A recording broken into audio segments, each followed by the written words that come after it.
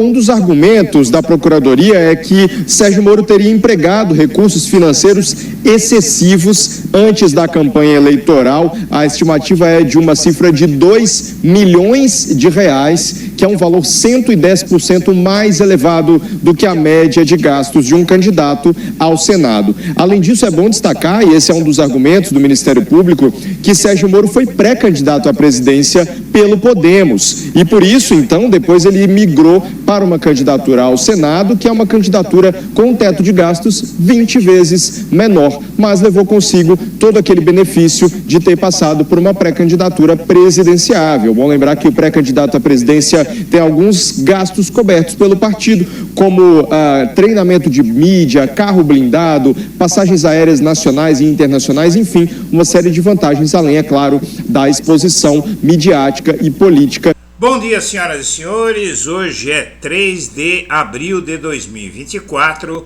são 9 horas e 30 minutos. E o Ministério Público que fez essas acusações a Sérgio Moro deveria, ao menos, no mínimo, na melhor das hipóteses, ser considerado insuspeito para acusá-lo.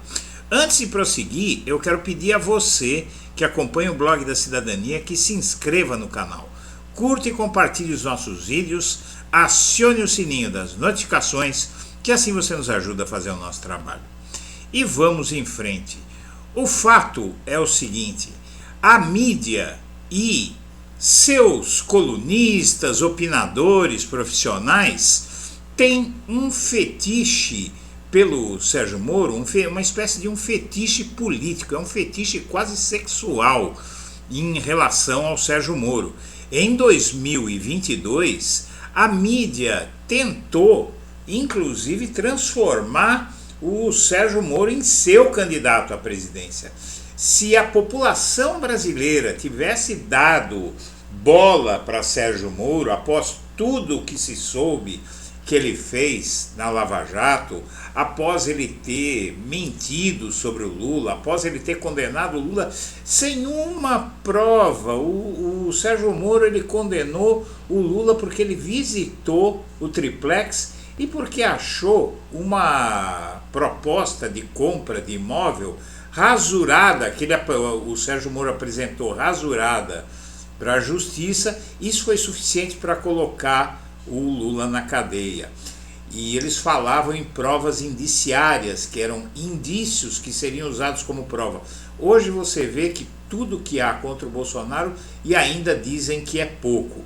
Mas o fato é que esse fetiche da mídia pelo Sérgio Moro, ele tem agora a comprovação de que não são alguns poucos que enxergam isso. Muita gente está enxergando esse escândalo de um sujeito, inclusive, que está sendo processado criminalmente por gestão caótica das multas e bens que a Lava Jato apreendia.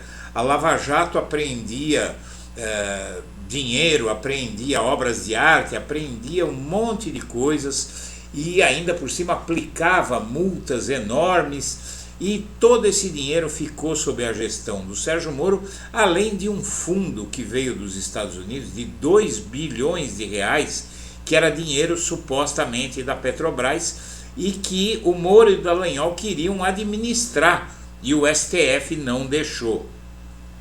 Bom, com tudo isso, quem fez essas acusações contra o Moro foi o Ministério Público do Paraná.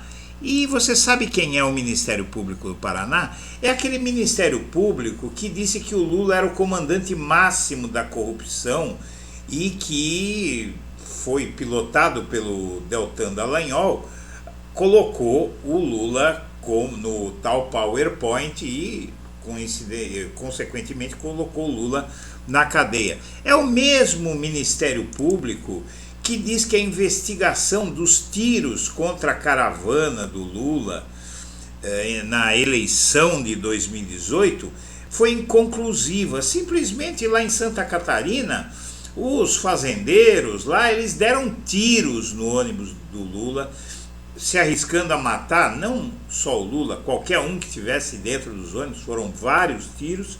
Sabe o que fez o Ministério Público do Paraná? Esse que acusou o Sérgio Moro de abusar dos gastos de campanha, disse que era inconclusiva. É esse Ministério Público, tá? Só para que a turma se lembre. E aqui você tem, inclusive, essa é boa, você tem uma matéria do Hélio Gaspari, o jornalista Hélio Gaspari, que escreve, antigo jornalista Hélio Gaspari, que escreve na Folha e no Globo. Quando ele fala sobre o caso Sérgio Moro, ele faz uma revelação aqui bastante interessante.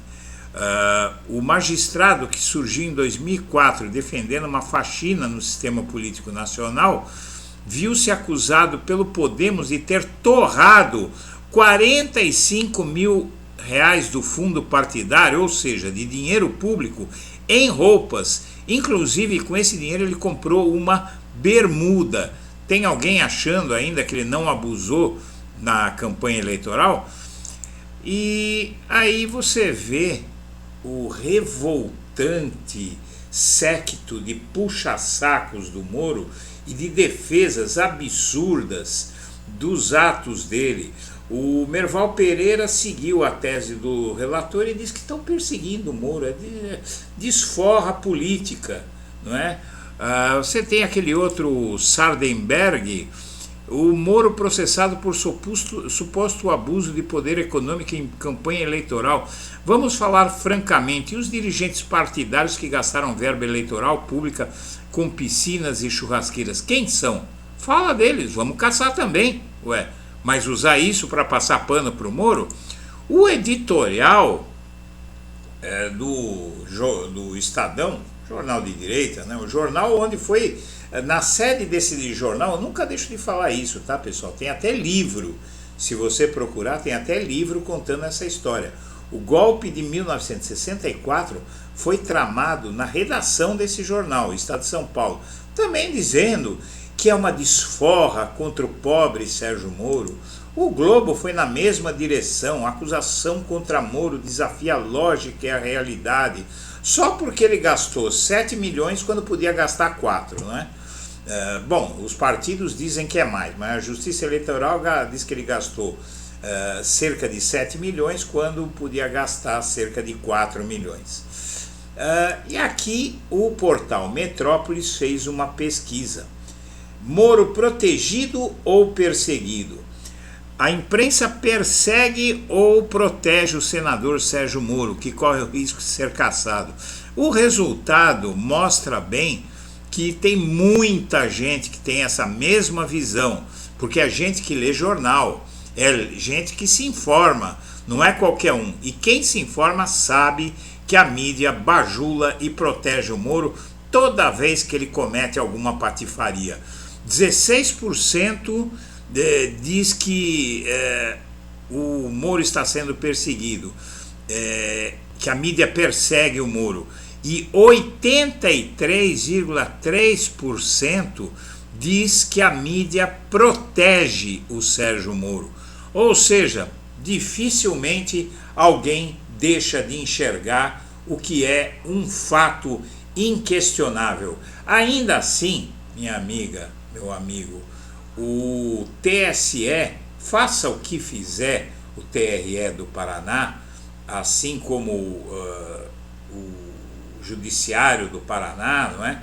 Faça o que fizer, meu caro, minha cara, esse sujeito vai ser caçado e depois vai enfrentar uma ação penal. O Barroso vai tentar, porque ele é lavajatista, presidente do STF, segurar a ação penal do CNJ contra o Moro, mas não vai conseguir. E ele vai ser caçado no TSE, assim como o Dallagnol.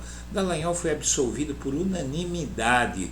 O Dallagnol, que saiu do Ministério Público para não ser julgado pelos seus crimes, o que é proibido pela lei orgânica do Ministério Público. E o TRE do Paraná passou o pano para ele e o TSE foi lá e caçou, e o mesmo vai acontecer com o Moro.